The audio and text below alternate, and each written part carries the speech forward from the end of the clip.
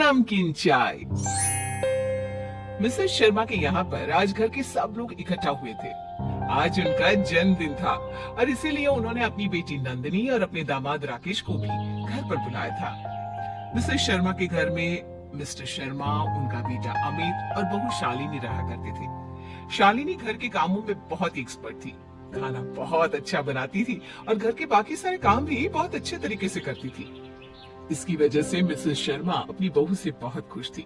घर में हंसी मजाक का माहौल था। सब लोग ड्राइंग रूम में बैठे हुए थे। कुछ ही देर पहले मिसेस शर्मा की बेटी और दामाद घर में आए थे। देख नंदिनी, तू तो अब मायके आती ही नहीं है। जब से शादी हुई है तो ससुराल की होकर रह गई है। सही कहती है मम्मी जी आप। कितनी बार कहता हूँ मैं नंदिनी से, अरे भाई कभी कभी अपने मायके भी चली जाया करो, लेकिन ये तो मेरी कोई बात सुनती ही नहीं। लगता है नंदिनी दीदी का अपने ससुराल में कुछ ज्यादा ही मन लग गया है। उसे दामाद जी, आप उनका इतना ख्याल रखते हैं ना, इसीलिए उनकी मायके आने की इच्छा नहीं होती होगी। अरे शालिनी, उनकी इच्छा तो ठीक है, पर क्या तुम्हें इच्छा नहीं हो रही है कि अपने हाथों से चाय बनाकर पिलाओ? पता है ना दामाद जी को तुम्हारे हाथों की चाय कितनी पसंद है। अमित भैया बिल्कुल ठीक कह रहे हैं। भाभी आपके हाथों की चाय का तो पूरी दुनिया में मुकाबला नहीं है। वो क्या है ना, आपकी ननद को चाय अच्छी बनानी नहीं आती है भाभी। ये सुनकर नंदिनी अपनी भाभी से चिढ़ जाती है, लेकिन कुछ नहीं बोलती। बस घूर घूर कर अपनी भाभी शालिनी की तरफ देखती रहती है। अरे क्यों नहीं दामाद जी, मैं अभी आपके लिए चाय बनाकर लाती हूँ। अरे बना लेना चाय भाभी, इतनी भी क्या जल्दी है? 5 मिनट तो बैठिए यहाँ पे, मैं भी आती हूँ। इतना कहकर नंदिनी वहाँ से उठकर चुपचाप किचन में चली जाती है और शालिनी सबके साथ बातें करने लगती है। किचन में जाकर नंदिनी शक्कर के डिब्बे में पीसी हुई चीनी और चीनी के डिब्बे में नमक भर देती है और मुस्कुराती हुई किचन से बाहर आती है जैसे कुछ हुआ ही ना हो। बादशाह के ना अपने हाथ की बनी चाय की तारीफ सुनने का। अब देखती हूँ कैसे होती है तारीफ। अब आएगा मजा। नंदिनी रसोई से बाहर सब लोगों के पास आ जाती है। अरे भाभी, अब बात ही करती रहेंगी या चाय भी बनाएंगी? अरे हाँ, अभी बनाकर लाती हूँ। वैसे भाभी कुछ भी कहिए, ये हरा रंग ना आप पर बहुत जचता है। बहुत सुंदर लग रही है आप इस साड़ी में। थैंक यू दामाद जी। शालिनी रसोई की तरफ चली जाती है। भैया, अब भाभी ने अभी अभी जो कहा था ना, वो आपके लिए ही कहा था। अरे इतनी अच्छी बीवी मिली है आपको, कभी कभार उनकी तारीफ भी कर दिया करो, वरना भाभी बुरा मान जाएंगी। अरे नहीं नहीं, वो तो किसी की बात का बुरा नहीं मानती। ठीक कह रहा है बेटा, बहू ना किसी बात का बुरा नहीं मानती, और मेरा तो सारा दिन है उसके हाथ की चाय पीने का मन करता रहता है। आज देखते हैं आपकी बहू के हाथ की चाय। बहुत ज्यादा तारीफ हो रही है ना। अब आएगा मजा। कुछ देर के बाद शालिनी हाथ में चाय की ट्रे लेकर वहाँ पर आती है। राकेश बस इसी का तो इंतजार कर रहा था। भाभी के हाथ की चाय पीकर सारी थकान उतर जाएगी। चाय के साथ आप लोगों के लिए समोसे भी बनाकर लाई हूँ। अरे वाह बहू, ये बहुत अच्छा किया तुमने। ये देखो, मेरी सहेलियां मिसेस गुप्ता और मिसेस राठौड़ भी आ गई है। नमस्ते आंटी जी। देखिए, मैंने ना आप लोगों की आवाज सुन ली थी, इसलिए आप लोगों के लिए भी चाय बना लाई। अरे वाह भाभी, क्या बात है, आज तो आपने हम सबकी मौज ही कर दी। हम सब लोगों की पार्टी से पहले ही पार्टी हो गई। अभी तो मम्मी के बर्थडे का केक भी नहीं कटा। मम्मी जी, आप भी चाय लीजिए ना।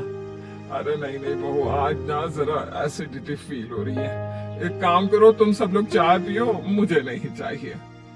मुझे भी नहीं चाहिए, अभी थोड़ी देर पहले ही तो चाय पी थी ना। अच्छा ठीक है। सब लोग चाय पीने लगते हैं, लेकिन सबके चेहरे के एक्सप्रेशंस बदल चुके थे। राकेश ने जैसे ही कुछ कहना चाहा, नंदिनी ने इशारे से उसे चुप करवा दिया और मिसेस शर्मा की सहेलियां भी चुपचाप चाय पीने लगी। उनके चेहरे को देखकर लग रहा था जैसे वो कुछ कहना चाहती थी, लेकिन कह नहीं पा रही थी। दरअसल चाय में शालिनी ने नमक डाल दिया था और समोसे में नमक की जगह पीसी हुई चीनी। लेकिन सबको डर था कि कहीं अपने जन्मदिन के दिन मिसेस शर्मा शालिनी से नाराज ना हो जाए और उसे कुछ कह ना दे, इसलिए सब बिना कुछ कहे नमक वाली चाय पी रहे थे। लेकिन सबने चाय आधा कप से भी कम पीकर छोड़ी और समोसे भी जरा जरा से खाकर छोड़ दिए। अरे ये क्या मिसेस गुप्ता, चाय भी नहीं पी आपने और ये समोसे क्यों छोड़ दिए? ये तो आपके फेवरेट है ना। अरे वो क्या है ना, आज जरा पेट ठीक नहीं है मेरा, इसलिए कुछ खा नहीं पा रही हूँ। अच्छा अच्छा, कोई बात नहीं। लेकिन मिसेस राठौर, आप तो खाइए, आपका पेट तो ठीक है ना? अरे वो क्या है ना मिसेस शर्मा, आज घर पर गेस्ट आ गए थे तो उनके साथ चाय पी ली और नाश्ता भी कर लिया था, तो सब इतना ही काफी है। अरे दामाद जी, आप बताइए, आपके साथ क्या हुआ है? आप तो कब से शालिनी के हाथ की चाय पीने के लिए क्या रहे थे? वो क्या है ना मम्मी जी, अभी आपके बर्थडे का केक भी खाना है ना, तो बस इसलिए पेट में जगह बचा कर रख रहा हूँ। अभी चाय समोसे से पेट भर गया तो फिर खा नहीं पाऊंगा ना। मिसेस शर्मा को वैसे तो किसी की बात समझ में नहीं आ रही थी, लेकिन उनको कुछ अजीब लग रहा था। लेकिन नंदिनी के होठों पर मुस्कुराहट थी, क्योंकि उसे तो सारी बात पता थी। अरे आज तो मम्मी का बर्थडे केक भी भाभी ने बनाया है, बिल्कुल वैसा ही जैसे ये चाय बनाई है। क्या मतलब नंदिनी दीदी, अब कहना क्या चाहती है? अरे मेरा मतलब, जैसी अच्छी चाय आपने बनाई है वैसा ही केक भी बनाया है।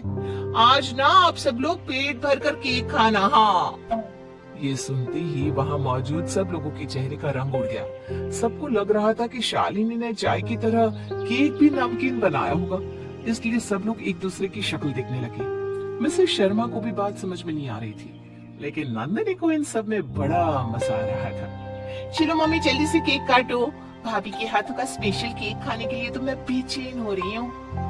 अरे याद आया, अभी ना मुझे घर जाना होगा, शायद मैं गैस खुला छोड़ आई हूँ, कहीं कुछ गड़बड़ ना हो जाए। हाँ, वो मेरे भी ना हस्बैंड घर आने वाले हैं, अभी भी मैसेज आया है। मैं अभी जाती हूँ, फिर आऊंगी हाँ आपके घर। अरे ऐसे बर्थडे पार्टी बीच में छोड़कर कौन जाता है? और आप लोग बिना केक खाए क्यों जा रहे हैं? अरे आंटी जी, आप लोग चले जाएंगे तो ये स्पेशल केक कौन खाएगा? अभी थोड़ी देर में चले जाना। और आंटी, आप अपने घर पे किसी को कॉल करके बोल दो ना, गैस वो बंद कर देंगे, आपको जाने की क्या जरूरत है? हाँ, आप लोग पार्टी एंजॉय कीजिए, मेरा एक जरूरी कॉल है तो मैं वो फिनिश कर लेता हूँ। सब लोगों की बात सुनकर अमित को थोड़ा अजीब लगता है। वो शालिनी को अपने साथ अंदर आने का इशारा करता है। शालिनी अमित के पीछे पीछे अंदर जाती है। रसोई में आने के बाद, क्या बात है शालिनी, सब लोग ऐसे क्यों बिहेव कर रहे हैं? मेरी भी कुछ समझ में नहीं आ रहा अमित जी, किसी ने चाय भी नहीं पी और समोसे भी छोड़ दिए, पता नहीं क्या मामला है। तुमने समोसे या चाय चक्कर देखा क्या? कहीं कुछ गड़बड़ तो नहीं है ना? नहीं, मैंने तो इनमें से कुछ भी नहीं चखा, अभी चक्कर देखती हूँ। जब शालिनी समोसे चखकर देखती है तो उसे पता चलता है कि समोसे मीठे थे। उसने फटाफट से नमक और चीनी के डब्बों को चेक किया तो पता चला कि सब कुछ उलट पुलट था। अब शालिनी और अमित की समझ में सब कुछ आ गया था। शालिनी को ये भी पता चल गया था कि ये काम किसने किया है। दोनों बाहर आते हैं। अब मुझे समझ में आया कि आप लोग पार्टी से भागने की कोशिश क्यों कर रहे हैं। डरिए मत, मेरी बीवी ने केक में शक्कर ही डाली है, नमक नहीं। उसने तो बस चाय में गलती से नमक डाल दिया था और आप लोग डर गए। क्या चाय में नमक था? हाँ मम्मी जी, और समोसे में चीनी, लेकिन आप लोगों ने बताया क्यों नहीं? ताकि बर्थडे के दिन आपका मूड खराब ना हो जाए इसलिए। वैसे मीठे समोसे इतने भी बुरे नहीं थे। हाँ। अरे अच्छा ही है ना, हमने इस बहाने चाय कम पी और समोसे भी कम खाए, वैसे भी ये कोई हेल्दी चीज तो है नहीं। सब लोगों की बात सुनकर मिसेस शर्मा को हंसी आ गई, लेकिन नंदिनी के होश उड़ गए। उसे लगा कि शालिनी सबके सामने उसकी पोल खोल देगी, लेकिन शालिनी ने ऐसा कुछ नहीं किया। उसने इशारे से बस नंदिनी को ये बता दिया कि उसे नंदिनी की करतूत पता चल गई है। चाय नमकीन होने से पार्टी में हंसी का माहौल था, और इस तरह से चाय के मीठा ना होने पर भी मिसेस शर्मा की पार्टी काफी अच्छी हो गई, क्योंकि केक बहुत अच्छा बना था।